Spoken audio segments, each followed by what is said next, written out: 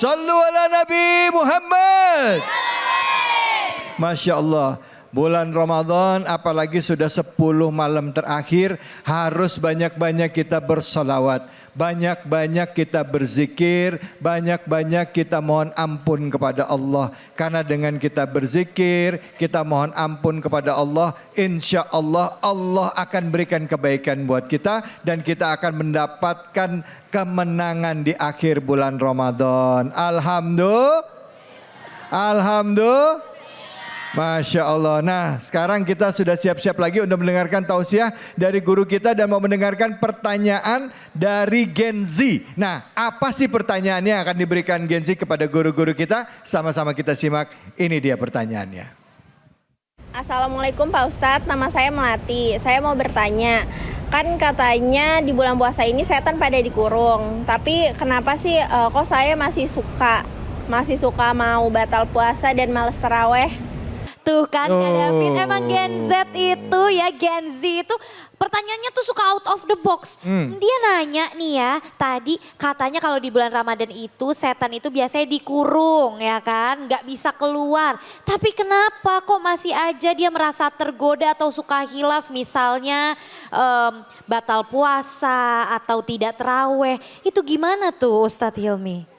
Itu semua berdasarkan hadis Rasulullah SAW. Qad ja'akum Ramadan syahrul mubarak. Kata Rasulullah, sungguh telah datang kepada kalian bulan Ramadan, bulan penuh keberkahan. Faradallahu alaikum siyamahu, diwajibkan puasa. Ya, tuftahu fi abwabul jannah, dibuka pintu-pintu surga. Wa tughlaqu fi abwabul jahim, ditutup pintu neraka. Wa tughallu fi syayatin, ini setan-setan diikat.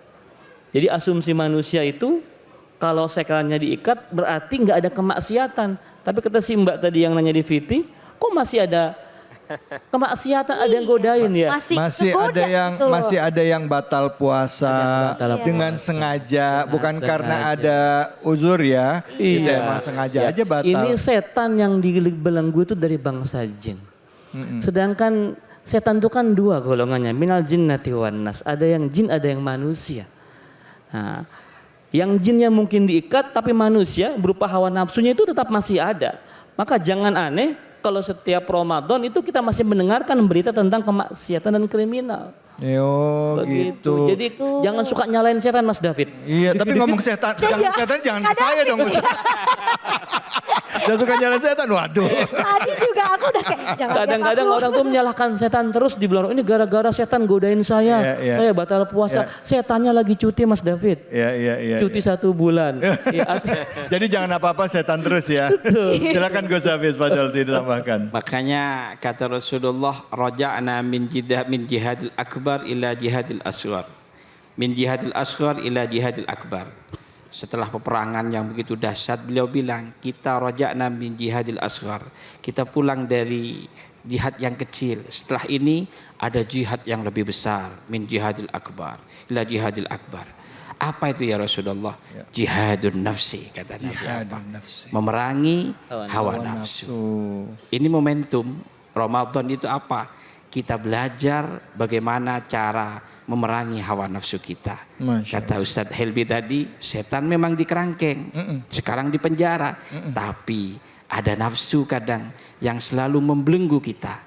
Makanya ada Ramadan untuk kita bisa belajar bagaimana bisa memanajemen nafsu kita agar semangat dalam hal keibadah yang baik dalam amal-amal saleh. Masya Allah, emang intinya bulan Ramadan itu adalah pengendalian diri. Betul, ya. pengendalikan hawa nafsu kita yang halal, apalagi terhadap yang haram. Betul. Nah, sekarang kita pastinya mau dengerin lagi nih, ada pertanyaan Ada lagi Kak David, gitu. ini makin banyak lagi pertanyaan aneh-aneh dari Gen Z.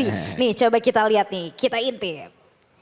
Assalamualaikum Pak Ustadz, saya Lia, saya Gen Z. Saya mau bertanya Pak Ustadz, jika orang tua saya suka membandingkan anaknya dengan anak tetangga, apakah boleh saya sebagai anak membandingkan juga orang tua saya dengan orang tua tetangga? Mohon dijawab ya Pak Ustadz, makasih. Oke, nah kalau tadi nih orang tua yang suka banding-bandingin anaknya. Tuh lihat tuh anak tetangga sebelah, dia baru aja beli mobil baru. Anak sebelah dia baru aja lulusnya baik. Nah sekarang gantian anaknya ngebalikin. Boleh nggak? Tuh lihat tetangga orang tua sebelah tuh baru beli rumah baru. Kita boleh nggak?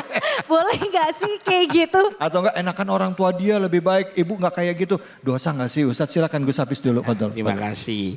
Begini Mas David, Allah menciptakan dalam garis tangan kita ada tulisan angka Arab 18. Yang sebelah kanan. Ya. Sebelah kiri ada tulisan angka Arab 81. Iya.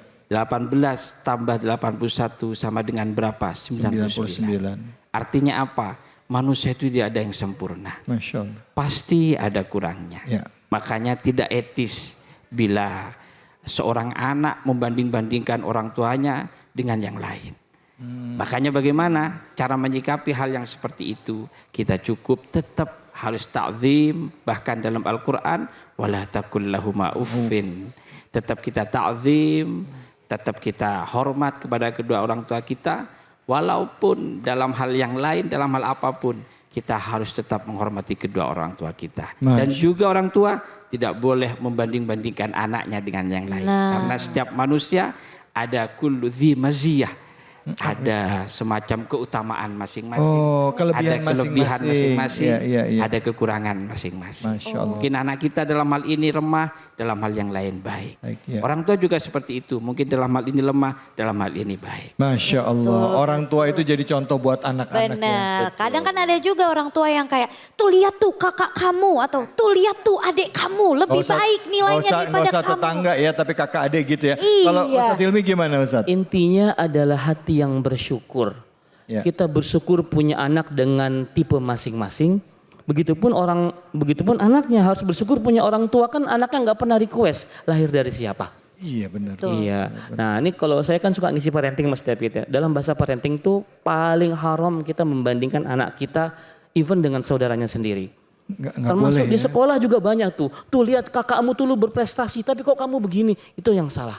Betul kata Gus tadi. Setiap anak punya keunggulan masing-masing. Mungkin dia nggak jago matematika tapi dia jago olahraga. Mungkin dia nggak jago IPA tapi dia jago bicara, jago pidato.